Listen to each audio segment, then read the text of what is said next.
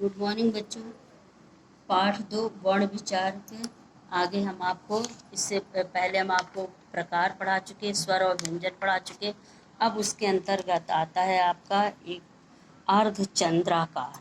अर्धचंद्राकार इसको हम आगत ध्वनि के रूप में भी जानते हैं। यह अंग्रेजी से आगत ध्वनि जो आई हुई है। ये ज़्यादा जैसे डॉक्टर हम लिखते हैं तो डॉक्टर में अर्धचंद्राकार लगता है, उस पर बिंदी नहीं लगाएंगे, इसको हम अर्धचंद्राकार बोलेंगे। अब जैसे आप कुछ शब्दों के माध्यम से हम आपको समझाते हैं। कुछ अन्य शब्द नीचे दिए गए हैं, जैसे टॉफ़ी, हॉकी, बिंदी भी नहीं लगेगी और अर्धचंद्राकार भी लगेगी। Trolley, corn, God, copy. अब आप देखिए जैसे कुछ शब्द हैं हिंदी के, जैसे फाग। फाग मतलब होली होता है, लेकिन जब इसी शब्द को अंग्रेजी में हिंदी की तरह से हम लिखेंगे, जैसे देखिए हिंदी में लिखा है फॉग, तो अगर हम उस पर औ की मात्रा नहीं लग, फॉग, फॉग मतलब क्या होता है, कोहरा होता है, तो फॉग, तो उसको हम मात्रा न लगा कर अर्धचंद्राकार लगा देंगे तो अक्षर ये स्पष्ट हो जाए। जैसे हिंदी में हमने बोला बाल, बाल मतलब केश हो गया, लेकिन अंग्रेजी में बॉल, तो बॉल में औ की मात्रा बॉल नहीं लिखेंगे, उसको अगर हमने अर्धचंद्राकार इसी अंग्रेजी को हमने लिख दिया हिंदी में तो बॉल ये स्पष्ट हो गया और ये अर्धचंद्राकार की सूचना देता है।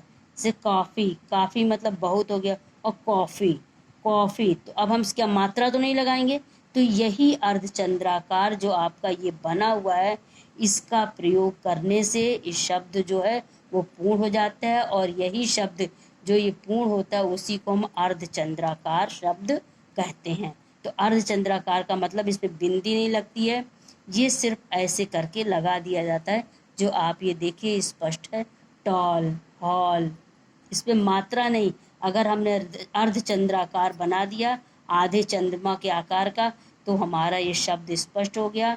ये शब्द उनके लिए है, उस चीज़ को स्पष्ट करता है। जैसे अंग्रेजी में वो शब्द है और उसको अंग्रेजी के शब्द को हमको हिंदी में लिखना है, तो हिंदी में जैसे अब फॉग, FOG, फॉग आपका अंग्रेजी शब्द हो गया, अंग्रेजी में आपने फॉग लिख दिया, लेकिन अंग्रेजी के उस शब्द को हमें हिंदी में लिखना है, तो फॉग लिखते समय मात्रा ने अर्धचंद्राकार, बॉल लिखते समय मात्रा ने अर्धचंद्राकार का प्रयोग करें। कॉफ़ी, कॉफ़ी अगर आपने अर्धचंद्राकार नहीं लगाया तो ये काफ़ी हो जाएगा, काफ़ी मतलब फिर बहुत हो गया। अगर यही बॉल को आपने अर्धचंद्राकार नहीं लगाया तो ये क्या बन जाएगा, बाल, फिर आपका बॉल का मतलब नहीं होगा, ये बाल मतलब केश हो गया। टॉल, टॉल मतलब लंबा, और अगर अपने अर्धचंद्राकार नहीं लगाया तो टाल मतलब टालना। हॉल, हाल, अर्धचंद्राकार, सिर्फ एक अर्धचंद्राकार के लगाने से देखिए इसका शब्द, इसका अर्थ कितना बदल गया। हाल, हाल मतलब तुम्हारा हाल चाल क्या है, तबीयत तुम्हारी, मतलब हाल का मतलब तबीयत कैसी है, और वही अर्धचंद्राकार लगने से हॉल मतलब किस हॉल में आप बैठे हो, आप कहाँ जा रहे हो, आपका प्रोग्राम किस हॉल में, इसका अर्थ ही हो गया।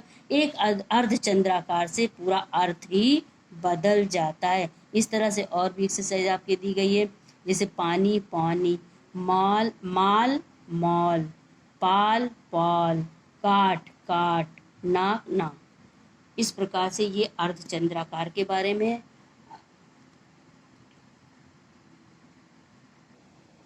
हाँ, तो हम आपको अर्धचंद्राकार के बारे में आज आपको समझाएं, इसको फिर आप बहुत अच्छी तरह से इस चीज़ को समझ लीजिए कि अर्धचंद्राकार का प्रयोग लगने से और ना लगने से शब्दों का अर्थ कैसे बदल जाता है। शेष हम आपको अनुस्वार और अनुनासिक के बारे में कल पढ़ाएंगे।